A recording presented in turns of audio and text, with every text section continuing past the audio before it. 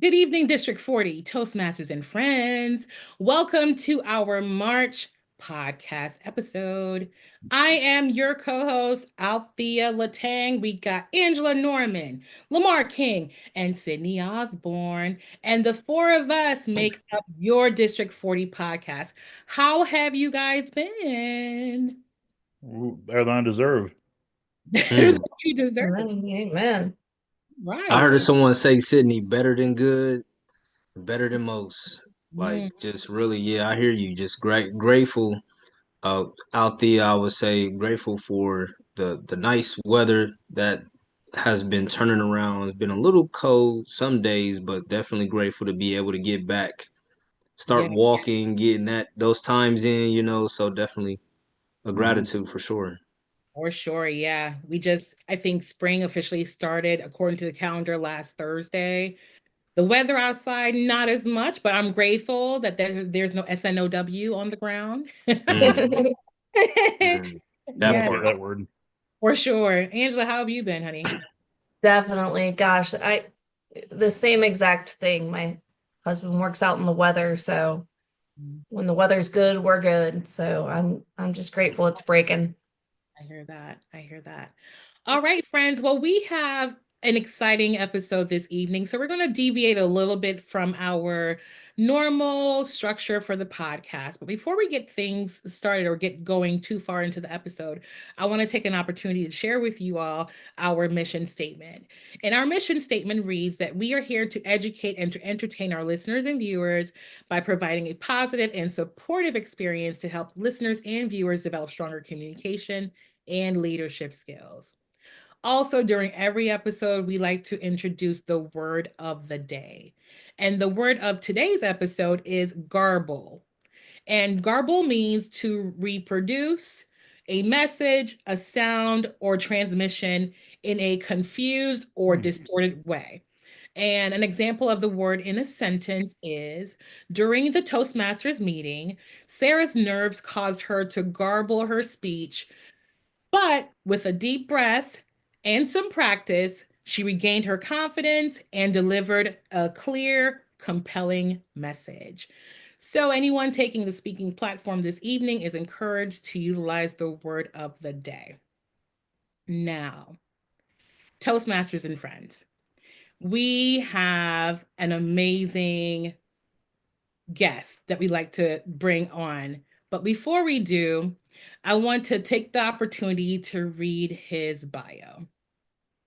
Okay. All right, friends, here we go. This individual is an author, a dynamic speaker, a trainer. Dr. Kareem R. Ellis is recognized as Hmm. the number one breakout strategist and has been featured across major media outlets such as NBC, CBS, ABC. He has well over 20 years of experience in speaking, training, and driving success. Dr. Kareem is a dynamic speaker who empowers others to achieve their highest potential. He is the author of the best selling book, GPS My Success, and is passionate about developing leaders and creating champions.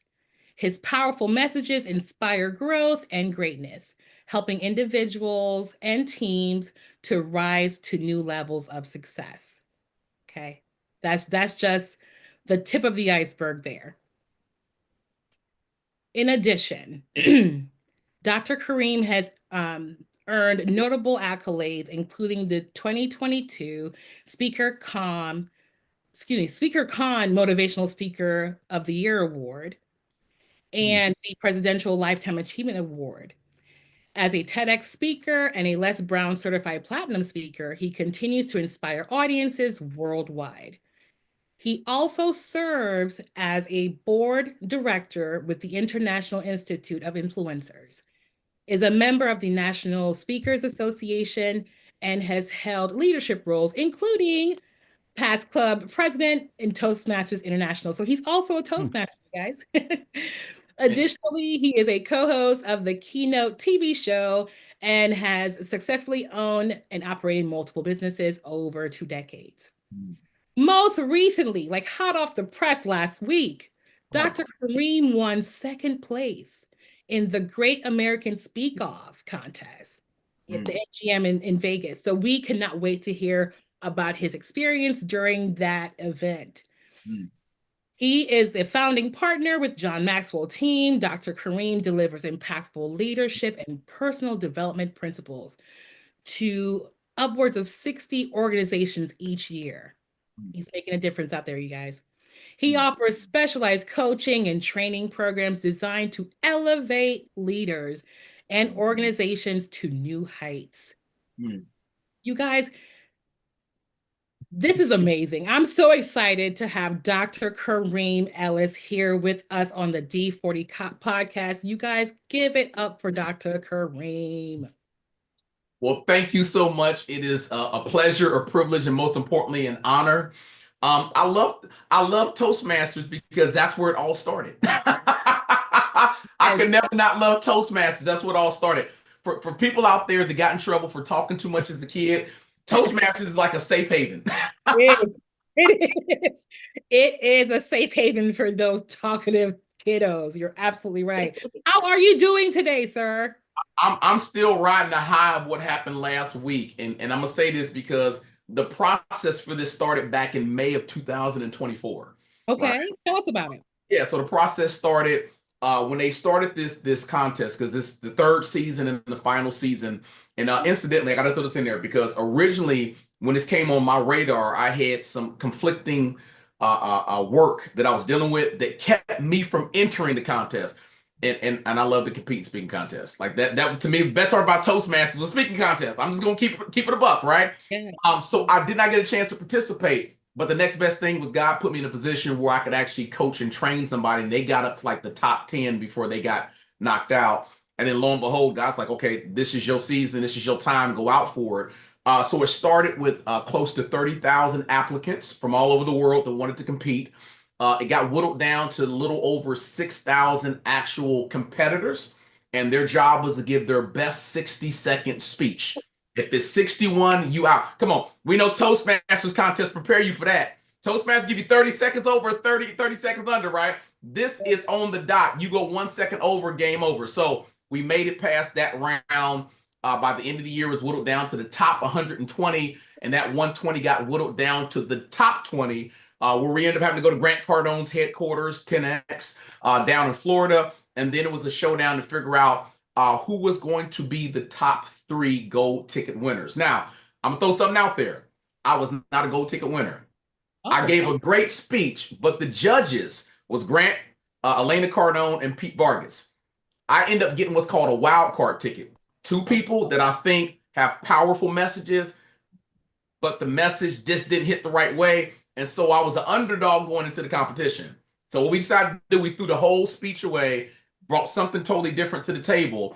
And then that's what ended up securing us when the top 7 went to blows down at GrowthCon 10X. Again, last one of the year, 8,000 people, sold out MGM. When I say sold out, it was sold out, not a seat to be found. And so they opened it up live for the first time online. They're telling us it was 20,000 people from all over the world watching this online. So we had close to 30,000 people watching this battle royale.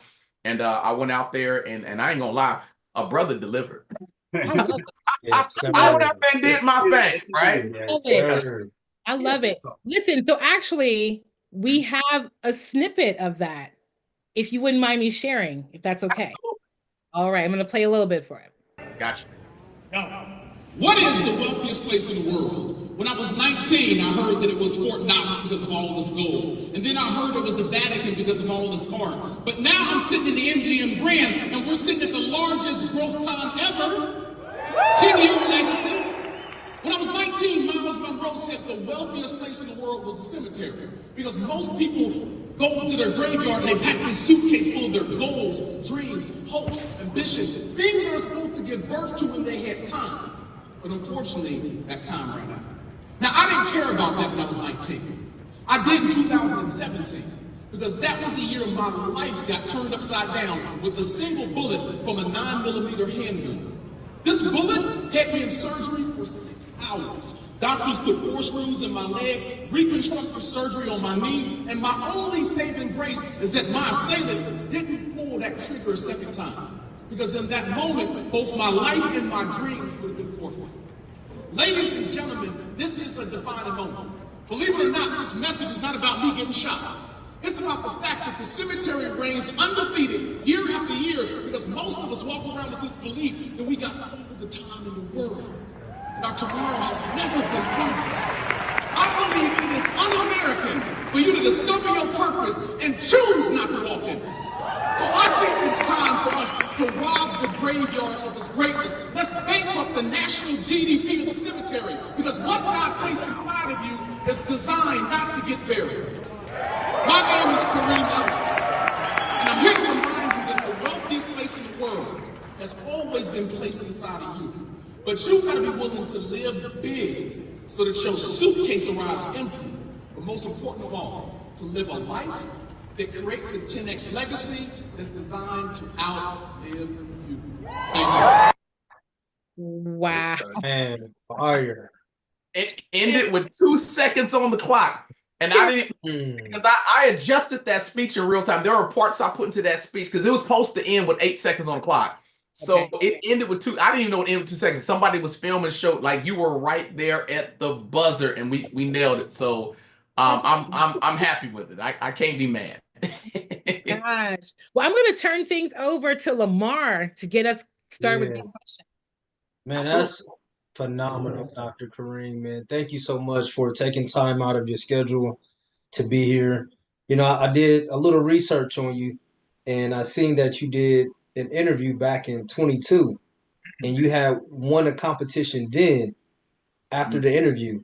So now you coming off another second place, a high value victory, and now you're interviewing with us. And so it's really great, a huge honor to have you. So really excited to get this chance to get to know you more, and for our audience, our listening audience who will be at the conference coming up this May. And so we'll be able to have a short snippet to know who you are. Now, I heard you mention as you were talking to Althea, you were talking about how you were a kid who talked a lot in school. Oh, yeah. And so for you, that's where I want to start, you know, more so your background, you know, how you got to be this person that you are, you know. So how were you, you know, coming up as a kid in school, and then sort of kind of how you got to be where you are? So first of all, I'm going to be audacious today. I was cute. I was the cute kid in school because I skipped a grade. I went from kindergarten to second grade. I skipped first grade. So I was always one of the brightest and the smartest, but I had a discipline problem when it came to my mouth. Like I was a kid that had straight A's, but the report card would literally say, Miss Ellis, your son, I've moved him 5 to 6 times this quarter. I put him by people. He just talks and disrupts my class. But what I noticed is this. Every time there was room for a spelling bee, a school play, a book report, anything that put me in front of an audience, I not only gravitated towards it, I dominated. And the main thing I want to explain to people, especially if you're talkers, I believe that God has put you here on purpose, with purpose, by purpose, for purpose, that you have been knocked up with purpose. But it's your job to give birth to whatever's inside of you. And when you give birth, you have to understand that your gifts and talents have been given to you to help facilitate that birth. So me being a speaker, that was part of the resource that I'm going to use in my present, right? But the problem is I understood it, but it lacked discipline. A gift and talent that lacks discipline will always end up in destruction, which is why it's so important for parents to identify their kids' gift at an early age and put them into environments and structures that teach them discipline. If you look at the Michael Jordans, if you look at the golfing industry, if you look at the tennis industry, look at all the pros, their parents identified their gift at an early age and put them into environments that gave them structure and discipline, and they went on to change the world with it. And on top of that, they put some coins in the bank behind it. So everything for me starts with identification of the gift and discipline, which is mastery. Well said. Yeah, so you know, when I hear you talk about Michael Jordans of the world and people who have done a lot of good things, what I think about is Malcolm Gladwell's 10,000 rule, where Yes. you put in a lot of time to get to this part of greatness where it just sort of it's instinctually in you to do whatever move that is or what have you. So what was that like for you, Kareem, like in terms of your 10,000 hours, because we see you now, Yeah. going to compete Mhm. on this huge stage, 30,000 people, and to Mhm. whittle down, that is significant, man. That's Yeah. huge. So I know that you just don't arrive there, though. We know you just don't arrive. So, like, what does that look like in terms of the backstory, the work that you put in to become this person that you are? Okay, that's a good question. There's a three-part formula that I teach, and it's called the VSM matrix. And V stands for vision, S stands for strategy, and M stands for mentorship. I'm gonna say that again. The V stands for vision, the S stands for strategy, and the M stands for mentorship. Everything starts with vision. And I know we got people listening with a diverse a religious background. Some may believe in God, some may not. I'm clearly gonna say Christianity is my background. And in the book of life, it says, write the vision and make it plain. That means for my life, not my family, not my job, not my neighbors, not my political references that's in office right now. I'm supposed to have a vision for my life. And when I get clear on that vision, it's my job to figure out what resources are at my disposal is going to get me there. So when I got clear about the ability of taking my gift of communication, letting it take me all over the world, that's where the vision started at, right? Now, strategy is what player are you going to call that's going to help you get there quicker and faster. In the game of football, the offensive line goes into a huddle between plays to figure out what's going to just move them 10 yards down the field. Because we get 10 yards down the field, the ball stays in motion as long as time doesn't run out, and we eventually get towards a first down. And then the last piece is the mentorship. Who's the person that's been there, done that, can give me the tips, the techniques, the tactics, the tricks that's going to get me there quicker and faster so I don't have to learn it all on my own. But more important than showing me what I can do, give me all the pitfalls, the snafus, the things that held you back for seasons. So when I encounter that, I don't get stuck there as long. So I think you have to have vision, strategy, and mentorship. Once I got the vision, right, and I had the strategy and the mentorship, my mentor back then said, go to Toastmasters and talk as many times as you possibly can, right? And so every time we met in order to give a speech, we were literally fighting because I was trying to take people's spots. Yeah. Somebody said, I'm scheduled this week, but I ain't got my stuff. I'll do it. Even if I didn't have a speech ready to go, I would do it a cappella. Yeah. Come Only on, way you man. get better is to challenge yourself. But that's where it started. I ended up in three different clubs when I was going heavy in Toastmasters. I was president of two clubs, vice president of a third, and assistant area governor all at the same time. And part of the reason I took those roles on because I knew the higher the leadership level was put on me, the greater a chance I had to speak at different clubs. Like I wasn't playing. I wasn't playing. But that's that 10,000 hours. Bruce Lee says to master a thing, got to put in 10,000 hours. Or how he said it, I don't fear the man that knows 10,000 different kicks. I know the man who knows how to throw one kick because he practiced it 10,000 different times. Because if he ever lands that kick, it's game over. So what you saw on that stage in front of 30,000 people was years of me mastering a specific type of kick that pulled its way all the way to the finish line and got me that coveted second place finalist. But you got to put in the work. Got to put in the work. Man, you talked about mentorship. Yes. I think about one of my mentors, and I'm just gonna name drop because I see there's some connection that you and I have, and that is Ruel Barksdale. And so he's here locally in Columbus area. And I remember Dr. Kareem, I sat in his office and I'm telling him I want to be a motivational speaker. And I'm asking him, I say, do they make any money though? So he said, do they? And he goes and he types in names, and guess who came up was at the top? Who you got? Which you got? Eric Thomas? Les Brown. Les Brown. I know what Les at that time.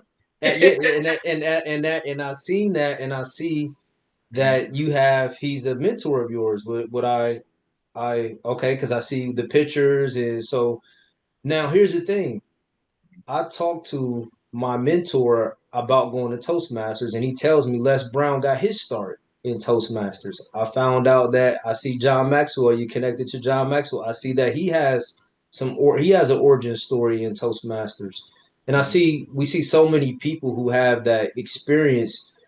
So what sparks me, and now my mentor is the mentee of your mentor. Yes. It's kind of crazy, kind of like how it all kind of, unfolds and unravel, but it all is on the premise of Toastmasters. So what would you say to someone who, whatever their goals are, of how Toastmasters can help aid them in, if that is getting promotion on their job, maybe if that is maybe being a better family man or family woman or family person or community person or whatever that may look like. What would your thoughts be around how Toastmasters can help aid your goals in that way? Great question. I believe an opportunity is only as valuable as your ability to seize it, right? And I'm gonna be honest when I say this, and I ain't gonna name names or clubs because I ain't throwing nobody under the bus. I love everybody easily. But I would see people looking at the greatest opportunity in the world, which is to get better at their art of communication. The greatest leaders in the world are typically excellent communicators, right? The biggest branding you'll always have is you, you know. So I would see people get up in Toastmasters, they would give speeches. My mentor back then made it clear and said, when you go to Toastmasters, if you want to be a paid professional speaker, whatever you want to talk about out in the world and get paid for it, it starts now. So whatever you talk about should be in relation to what your overall message. So every time I came to Toastmasters, it was always a motivational, inspirational message where I was going to teach something. Even when I competed in the contest, right? It was always, I wasn't talking about trips or vacation. It was always the same content that I wanted to get paid for out there. And incidentally, my fee before the contest was $20,000, right? You know that's going up, right? Come on. Yesterday, Absolutely. the price Yes, goes up after that contest, right? But I keep Mhm. telling people, I said one of my most requested keynotes was a presentation called Game Time. I developed that in Toastmasters, one speech at a time. Now, I'm gonna be honest. I've told somebody on this in this room this before, right? I said my job in Toastmasters. I know when we talk, you got the grammarian, you got the timer. Everybody's trying to nitpick you on this. I didn't care about the grammarian. I apologize to all the grammarian. I didn't care. I don't care if you caught me using the word and slurring it or whatever have you. Yeah. The only person I was trying to take out was the timer. Got a job to wrap me up in 7.5 minutes. And my job is to give a message so compelling that you forget your job. So they say, how long did I speak? 14 minutes and 22 seconds. What happened? I just got caught up by the story. Get that person had a message powerful enough to take out to the world, and the world will greatly pay me for it, right? So take full advantage of it. Like Toastmasters is the perfect battleground to determine your speaking style. If you're a walker and a talker and you walk onto the audience, or if you like using stage props, this is the perfect environment to make big mistakes and blunders because you learn from it. But the caveat is you have to have a club that's going to give you real feedback.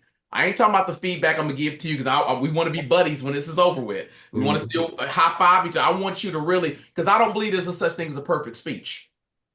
There's no such thing as it. There's always room for improvement. Even the speech I gave at the contest, before I got on that stage, I filmed myself. I gave it to Les Brown, and I waited to get his silver approval. He gave me a thumbs up, said you got some powerful stuff there, young man. And then I went forward because there's no such thing as a perfect speech.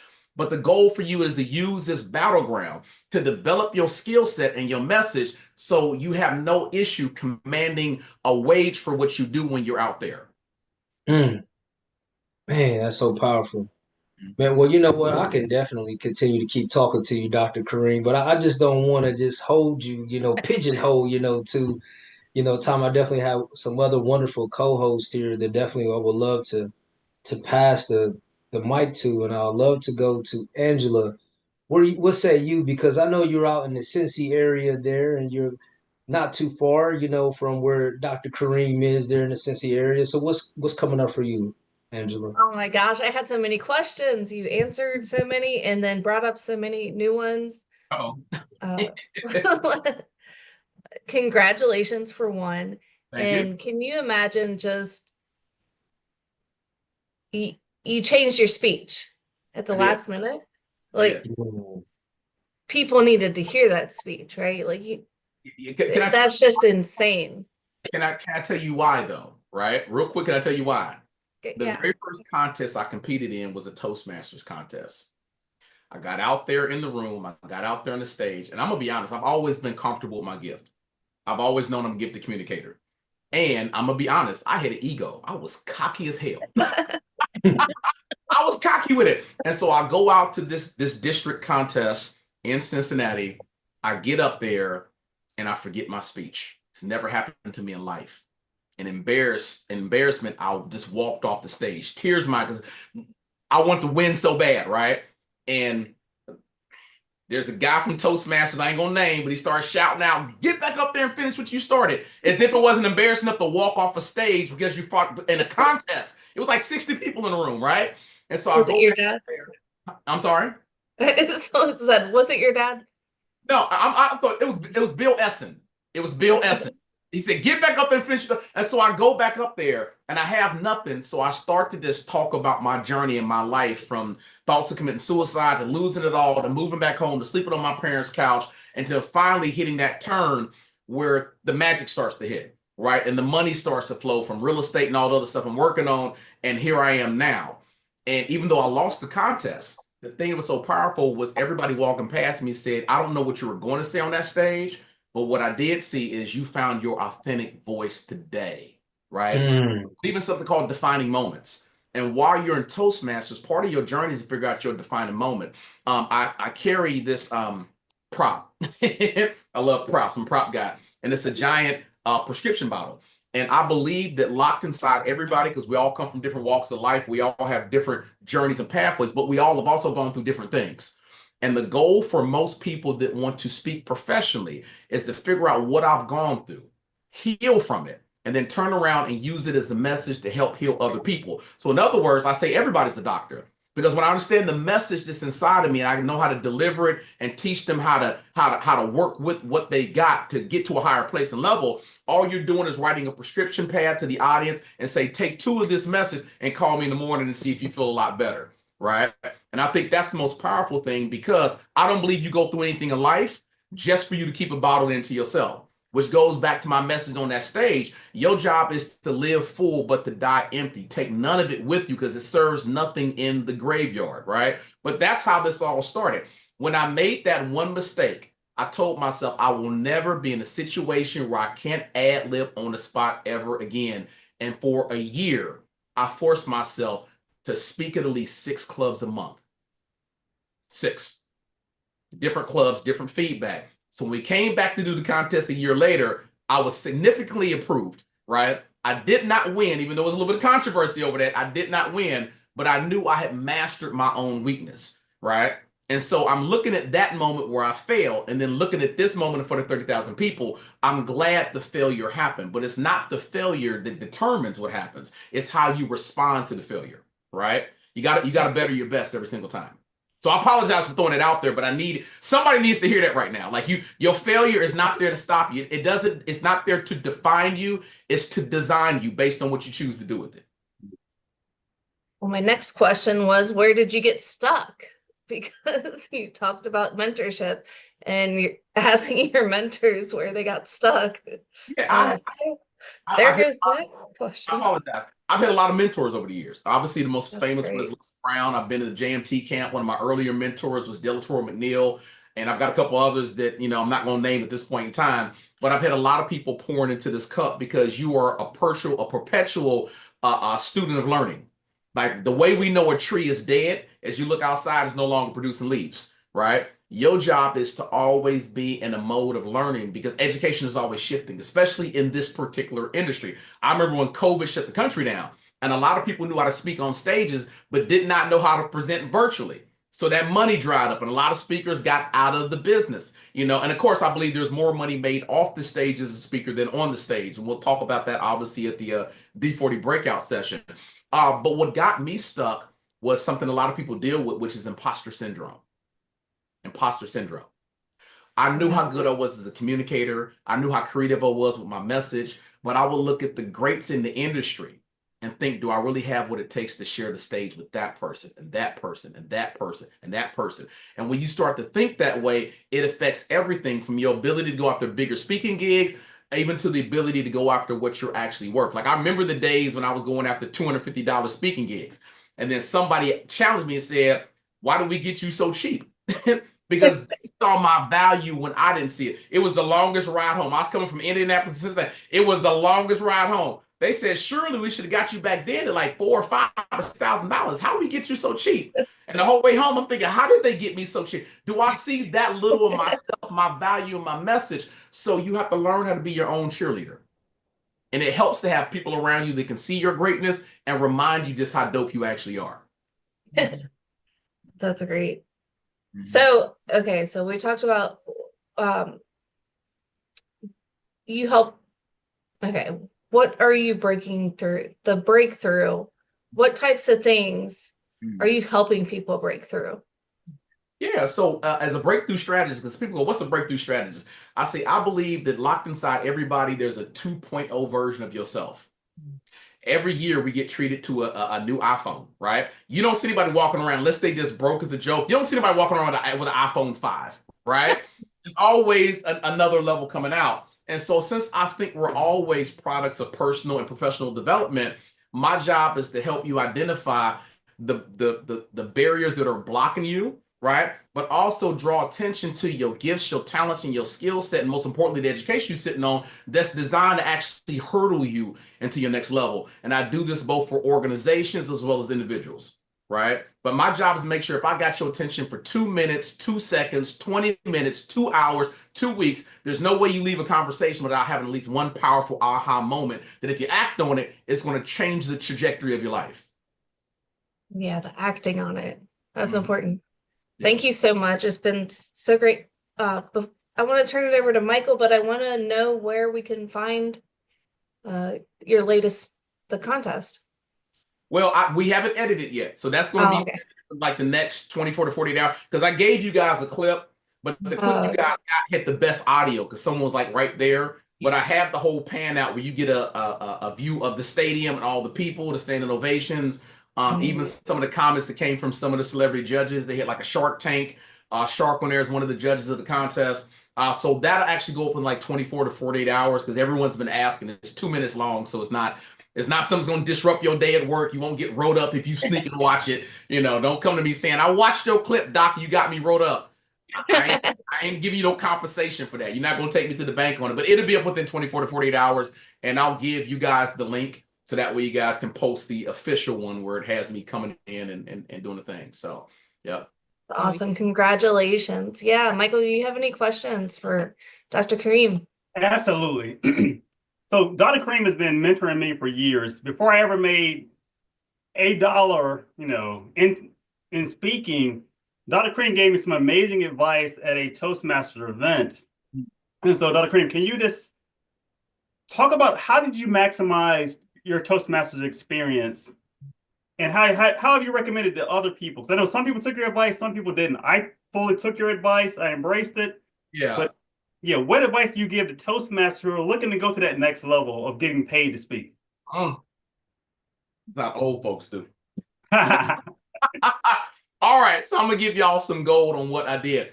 First and foremost, I said vision, strategy, mentorship. You got to have the right vision, right? You got to have the right strategy, and you got to have the right mentor, and preferably a mentor that can show tangible proof that it works. And this is paramount because in this day and age, we got folks out here trying to teach, and they ain't spoke on the stage for more than maybe 10 times. But they're out here charging fees and all types of stuff to teach you something they've not actually done. So first and foremost, do your homework and your research to make sure it's solid advice because the person has success in it. But with Toastmasters, one of the things I did, I took a leadership role intentionally because that leadership role gave me a little bit more leverage to get into other clubs. Let's be where we got some corporate clubs that normally say, if you don't work at this company, you don't get in here. Being president gave me just a little bit more leverage, right? We'll walk you in and walk you out. Film everything you do. When you go to Toastmasters, you speak, film the content, right? Number one, to look at yourself and make sure you're getting progressively better as a speaker, because it's not just about your message, it's about your stage presence. One of the reasons I dominated the contest, because a lot of the speakers stood still the whole time. I got a whole stage, so I was going back and forth, divvying my attention between the audience and the judges equally, so I didn't cheat on anybody's attention throughout that whole message, right? But use Toastmasters, number one, to get really, really good at your craft, and then volunteer and leverage. Like when you guys have the TLIs, take advantage of teaching the TLI, right? Get the video footage of you teaching the TO live, because one of the things that messes most speakers up, you got to get a sizzle reel. And a sizzle reel is nothing more than video, a montage of showing you in action, like a movie trailer, showing you doing the daggone thing. And then when you give speeches, get testimonials from the audience in the room, your fellow Toastmasters.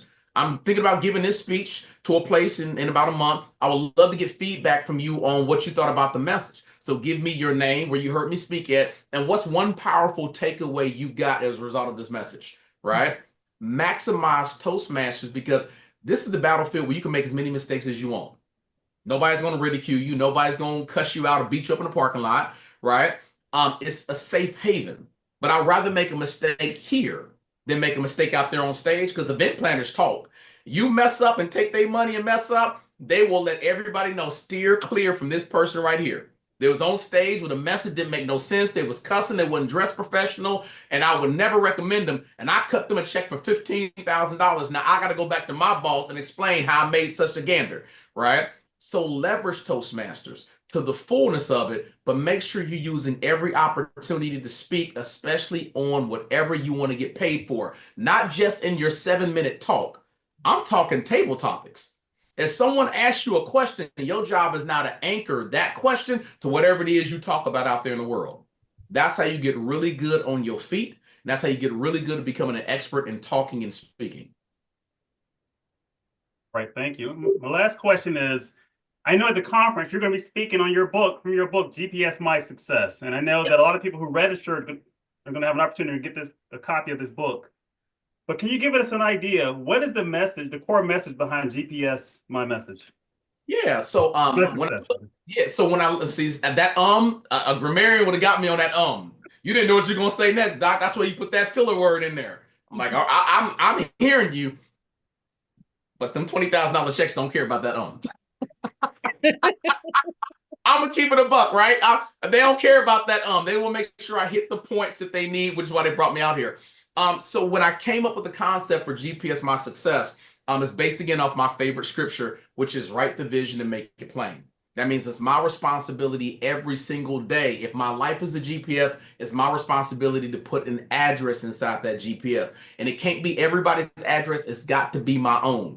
And most people are guilty of putting addresses inside a GPS that's not taking them anywhere near their fantastic finish line, their passion, their purpose, or their personal goals. And so until you get clear about why you need to put an address in your GPS every single day, you will continue to waste the most valuable resource God has blessed us with, which is our time.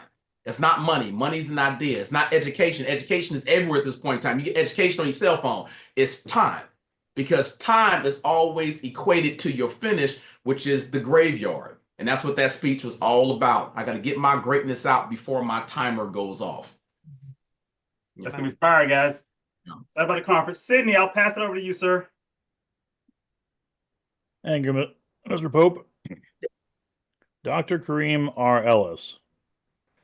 As someone who's barely cognizant at spelling, let alone public speaking, I have to ask, what did you do to set yourself up for success? And I'm not speaking of the things you already mentioned, but what was the attitude you decided to have? What was it that defined your motive? As was it a worshiper of God, or was it something more?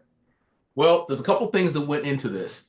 A huge part of my identity came about when I lost that contest in Toastmasters, right? And the reason why I say that is it was difficult to go back on that stage, because you already know you lost. Like, you messed up. Like, you walked off the stage.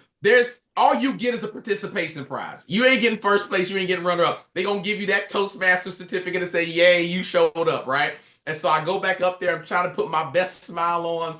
And as the crowd is starting to leave, I'm trying to let them go. And of course, they give me words of encouragement. But something powerful happened right after everybody left. I had a defining moment in my car. How bad do you want this dream? Now, I had the whole weekend to process it, right? But then on Monday, I had to go back to the Blue Ash Club, which is where I was one of the presidents of. And that was a defining moment, because all those members from that club showed up to root me on. And I felt like I let me down, but I let them down. And so I parked my car all the way in the back of the parking lot. And the club started at like 6 o'clock. And so I'm watching my fellow members pull up one at a time. I can see them. They can't see me. And I'm trying to decide, How bad do you want it? Because now I'm dealing with embarrassment. It's almost like if you ever got beat up on a Friday in school and you got the weekend, but Monday they gonna be, you got beat up last week, right? Like you can't avoid it, it's coming. And so the clock is ticking. It's 10 minutes till 6. And I'm watching them pull up. 5 minutes till. I put my car in gear and I say, you know what? I'm just gonna quit. I'm gonna send an email saying I got a family emergency. I'm too embarrassed to deal with it. And I'll put this thing down and pick it up maybe a year later. And then what happens, 3 minutes till something snaps. And so I end up pulling closer in the parking lot. 1 minute till I get out the car. 6 o'clock, I walk through the door. I'm not sure what to expect from my team. And out of nowhere, they all loved on me. They hugged on me. They said it took courage to get back up there because we know how good you are as a speaker, but it took real courage to get back up there after that public defeat and that public failure. And so when it's all said and done, because they had me crying, I had the Michael Jordan meme face going on. I had it for a second. I had to make sure no cameras around, right? But when it's all said and done, I said, this is your defining moment. Because how you react to the next thing that pops up will dictate where you go. And that's when I locked it in. We're never going to go through that again. But number 2, I want to be the assassin in the room. I will master every skill set. I will sacrifice. I will stay up late at night. I will travel. I will do whatever's necessary to develop the 2.0 version of myself because my destiny requires that, right? And so that's where it started at. The second part is based on that speech where I got shot back in 2017. And I had success because I also do real estate. So I had money coming in and flowing. And the problem with success is when you're trying to get success and the money is tight and the bills are overdue, your grind is heavy because this is your way out. But when the money starts coming in, you have a debt-free lifestyle. So the house is paid off, the cars are paid off, and now you don't have to work as hard because everything is going good. What will happen is you'll step into your own comfort zone. There's a message I give where I say, before you make your final pit stop at the graveyard, there's one place you stop at, which is the casket. And I've been to a lot of funerals over the years, right? The one thing I noticed with every funeral, when you go up to see the body for the final viewing, the body is nice and tight and laid in a nice quilted, soft, comfortable casket. Like it's quilted, it's nice and soft. Like they're not going to be all twisted up in the casket for eternity. And it reminds me that the comfort zone is just like a casket. And caskets don't design to hold one thing. They only hold dead things. You don't find greatness inside a casket. And so if you're in a comfort zone, that's the danger point because you are literally one step away from someone slamming that lid and burying you in everything you was designed to do while you was here. So the realization how close I came to losing my life was the jump start to say, yo, tomorrow's not promised. Your job is to go out there and conquer, but also remind other people, your tomorrow's not promised. Your tomorrow's not promised. Your tomorrow's not promised. And I also believe there's people that God has assigned to you, which means you got to be in your proper position. We've seen football games where the quarterback has been taken out, and since they've been practicing with this first string quarterback all season long, they got the second stringer, but they're not performing as well as they would if the original quarterback was in the game. And that can dictate. Everyone under the sound of my voice, you are the quarterback of your life. And there's people assigned to you, which requires you to show up and be in practice and requires you to be on the line of scrimmage, right? So it was those two things. And the third thing I would say is obviously family. That's a given. You want to make your family proud. But I have to give a bonus. It would be the mentors in my life. Because if I see my mentor go above and beyond, how dare I sell myself short and go low? Les Brown undoubtedly will have one of the greatest legacies in the world of speaking. And the beautiful thing with me being, and this is why it's important she's the right mentor, because it's hard to be a thing if you can't see a thing. When you are up under the right mentor, they allow you to see things through their viewpoint and their perspective based on their accomplishments. And if you're following close enough, you'll start to have a moment where there'll be a snap. And you say, if God can do it for them, he'll do it for me too.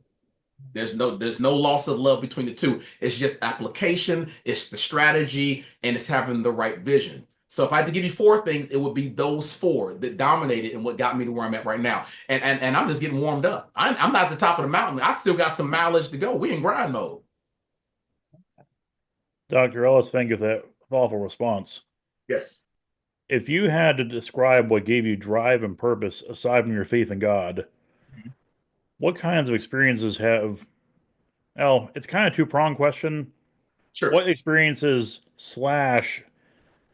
things have you learned that have been woven into the inner fiber of your being that give you the drive you've had to succeed aside from all these circumstances you've described so far? What is the core of what makes Dr. Ellis tick as being a public speaker par excellence?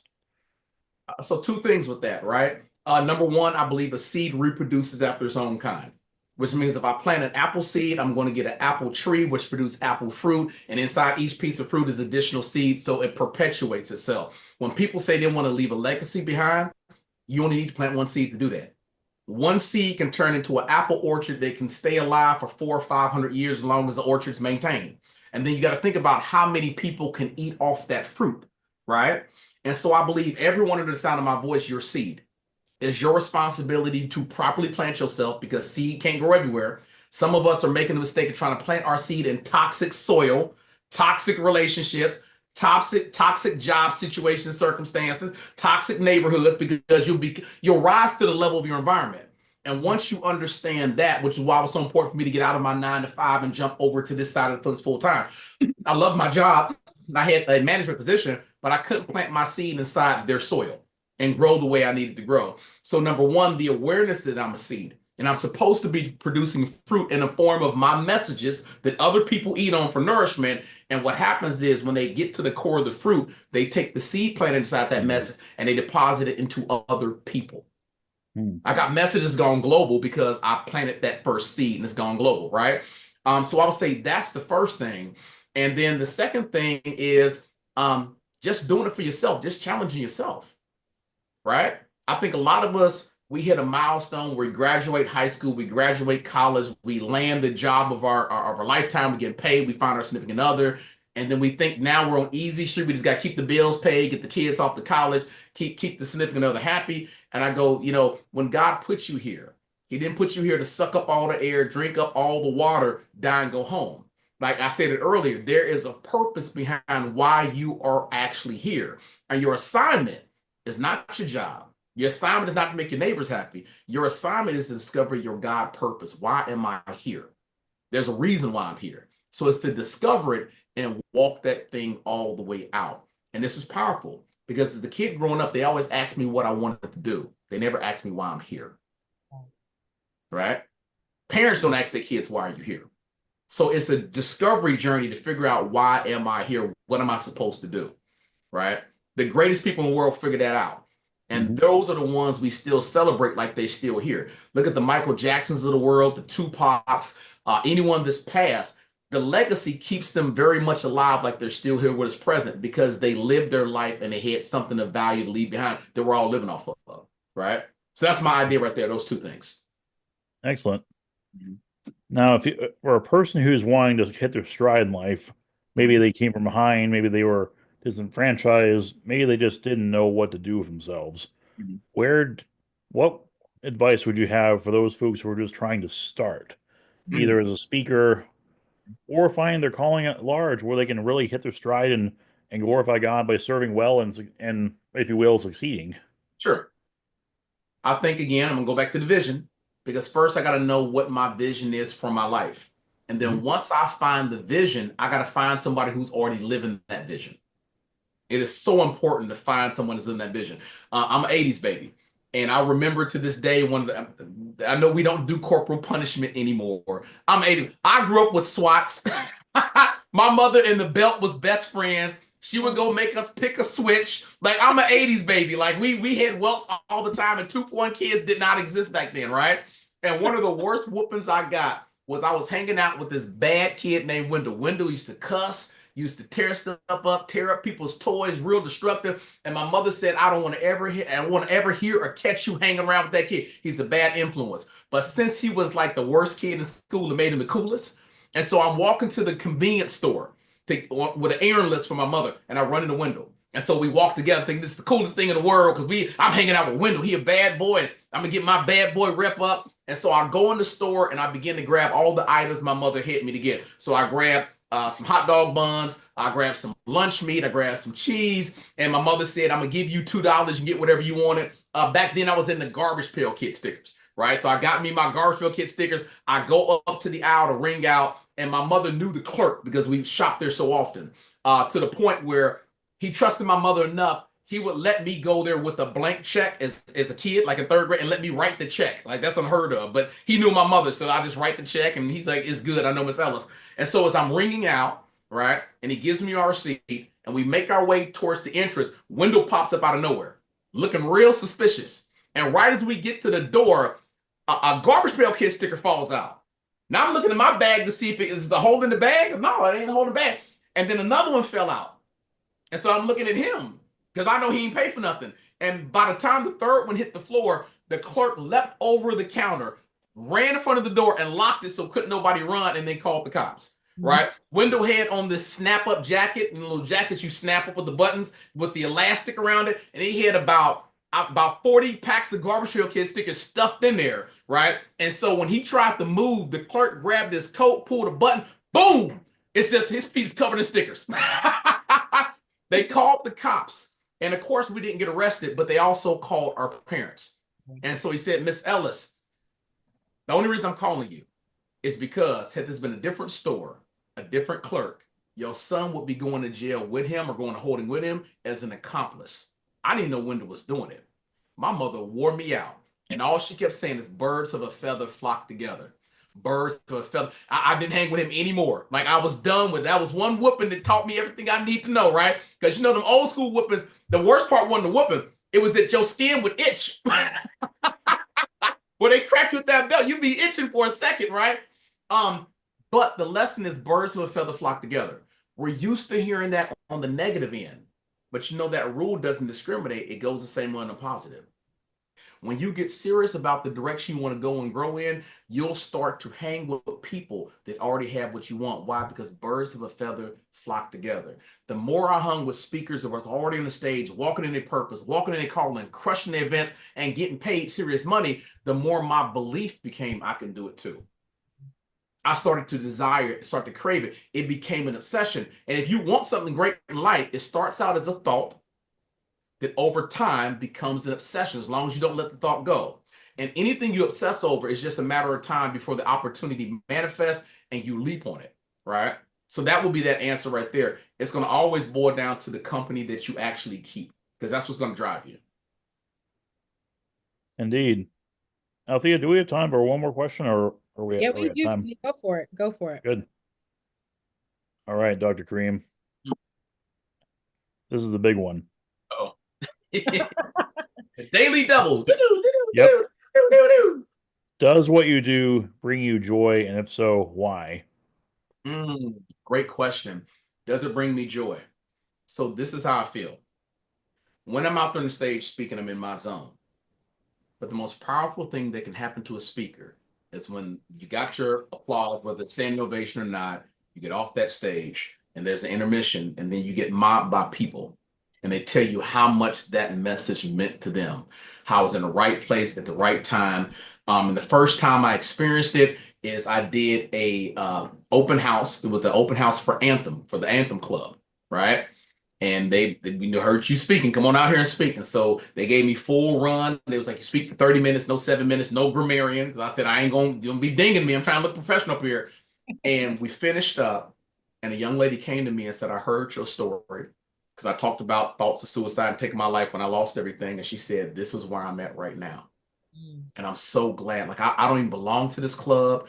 I wasn't even going to come here. Something in my spirit said, go in here on my lunch break. And you gave me everything I need. And she said it in tears, right?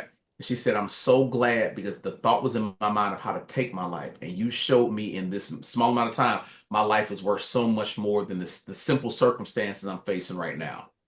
When you do this enough, that's what you'll get continuously. You'll get people coming up to you, letting you know what the message meant on a heartfelt level. And it's beautiful because a lot of times as speakers, we plant seed.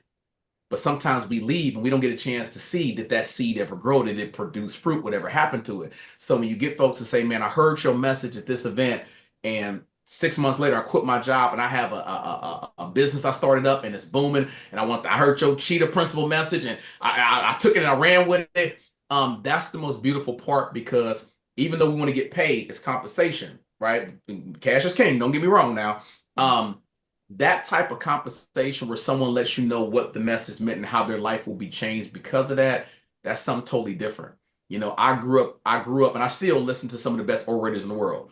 I've said, if you want to be really good at your craft, you have to study the best. And people may argue with me. I think Barack Obama, whether you agree with his principles or not, is one of the best orators in the game. I studied Barack's speeches. Like, I would study the cadence, the flow, how you deliver a message that encompasses everybody. So you no longer see color.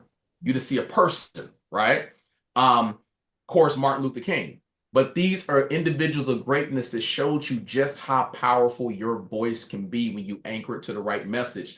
And then there's the money aspect. Because the last thing I'll say on that is Michael Buffer, who goes to ringside fights all year long, right? Gets paid $1 million to say one key phrase: let's get ready to rumble.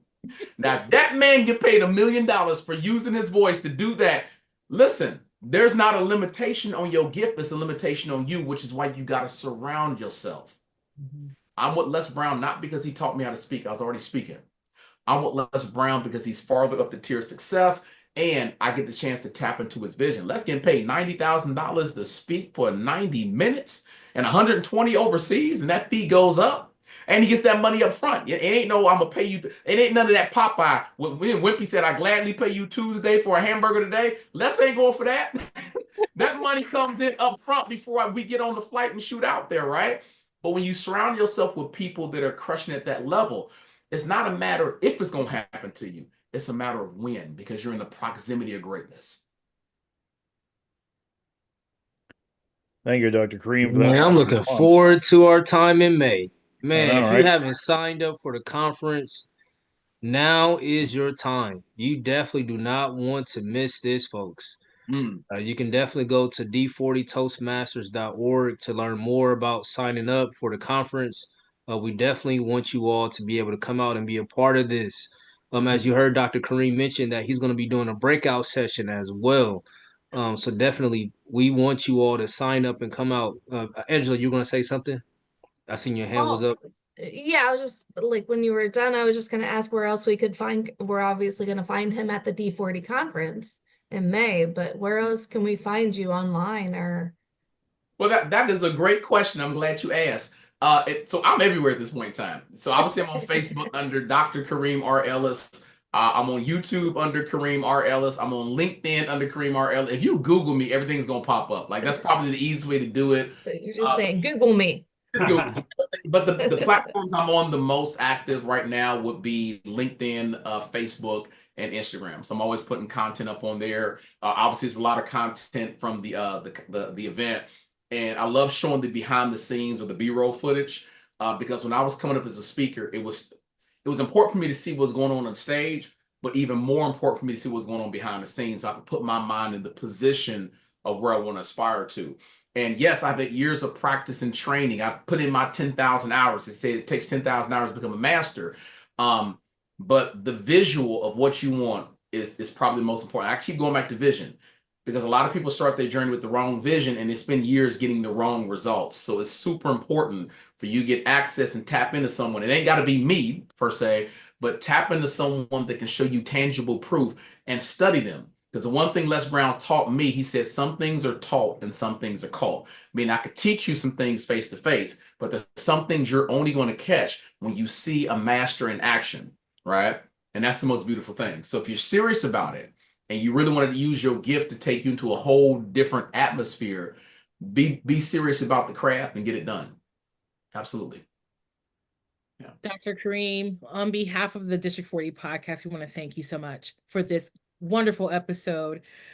Like Lamar said, if you have not had an opportunity just yet to sign up for the conference, this is just a sneak peek, a little snippet into an impactful weekend that we're going to have with our keynote, Dr. Kareem. So on behalf of the podcast and District 40, thank you so much for being with us this evening. We're looking forward to connecting with you in May in Lexington. Michael Pope, as always, great to see you, sir. Great to see you too. Thank you. You are D40 royalty as well. So glad you were here with us.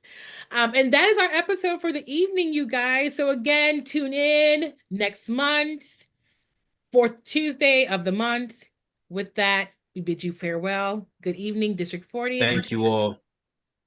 Thank you. Have a great evening.